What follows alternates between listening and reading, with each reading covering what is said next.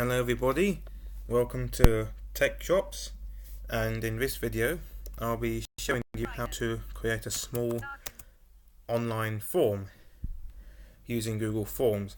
So Google Forms, as I said, enables you to create online forms using a number of options such as checkboxes and drop downs from a number of templates that you can have at your disposal. And I have used the Google Forms before to create an introduction to the Tech Shops group, so let us show you how it's done. So the Google Forms, unlike Google Docs, slides and sheets, is installed separately, and also you don't really have the freedom to use it offline like you do with the Google Docs and the Google Office apps. So I guess I'll let you know that for your information. If you do decide to use Google Forms on the video, make you have an internet connection, because so far I haven't seen any offline options at your disposal. Okay. For demonstration purposes, we're going to create a simple form, so probably around about 2 or 3 questions using a number of options.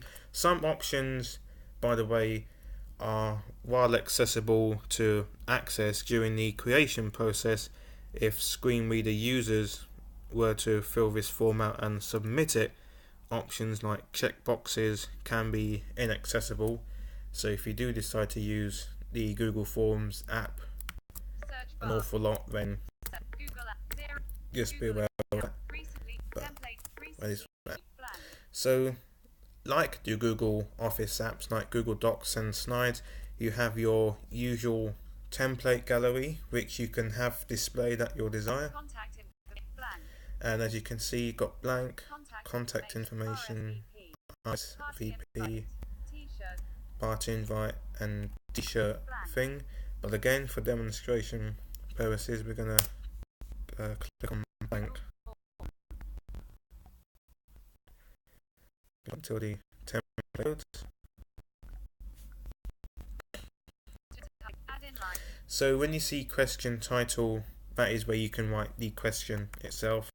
It doesn't really say question, so not because it says title doesn't mean to say you have a title and description, but that's just for your information. So I'm going to write, are you a screen reader user?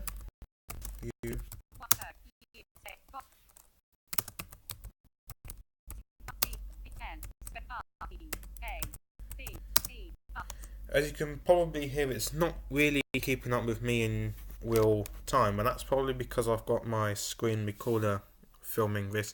So this screen recorder can be a bit heavy sometimes, so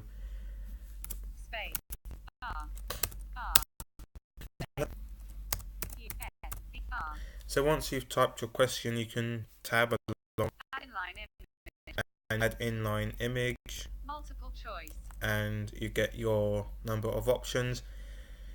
Again, different form options can be can cause accessibility problems, so I would be aware of that also, because you would want to make your form as accessible as possible. So I haven't tried the drop down boxes before, so let us have a go at a drop down. And option value, option 1. So you can have the option values. Sometimes the Google Forms sometimes has a yes and no already there, or if you have typed yes and want to type in another option, it would automatically come up with no. But again, these options can be replaced with an option of your choice. So I'm going to type I am.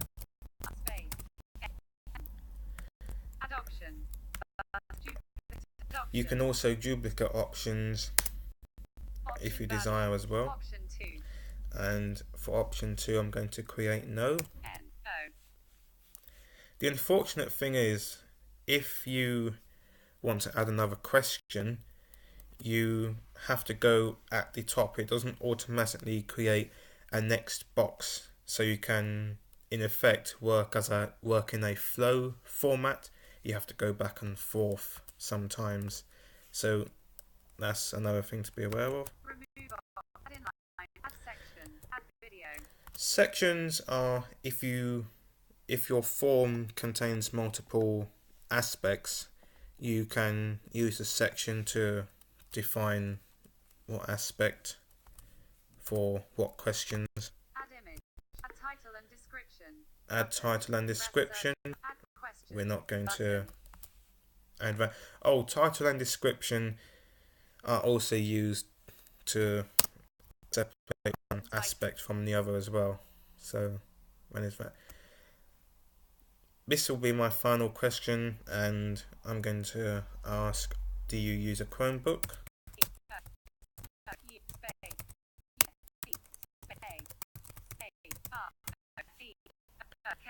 And I'm going to click the drop down box again because I want to see how accessible they are. Drop down. List. Option value. Option 1. I'm going to type yes. Add option button. Option value. No. And as you can see, it's automatically come up with no because I've written yes. So you can have as many options as you want, just to let you know. So what I'm going to do is I'm going to name this form. Form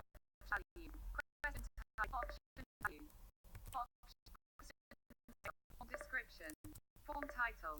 Untitled form. So I'm going to type this Untitled form. test. Oh. So that way we know what the form is about. This.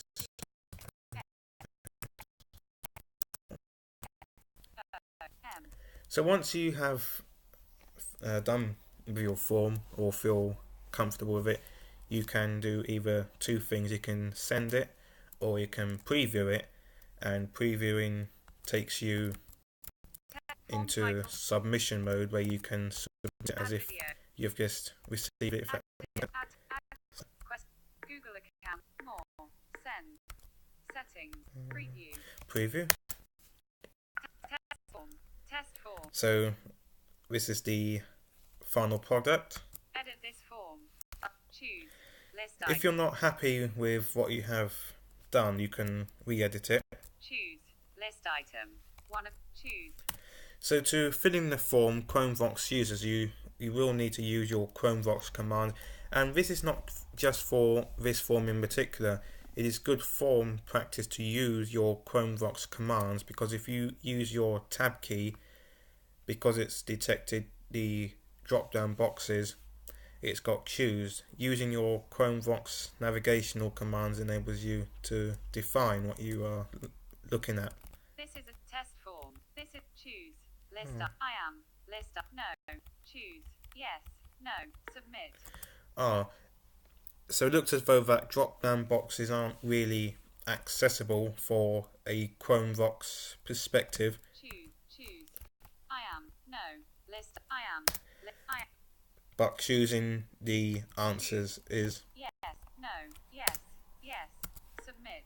But submit. Disabled. When you submit a form, the form creator can actually customize their message, like I did with my Tech Shops form, because in my message I included a link to both my YouTube channel and the Tech Shops group.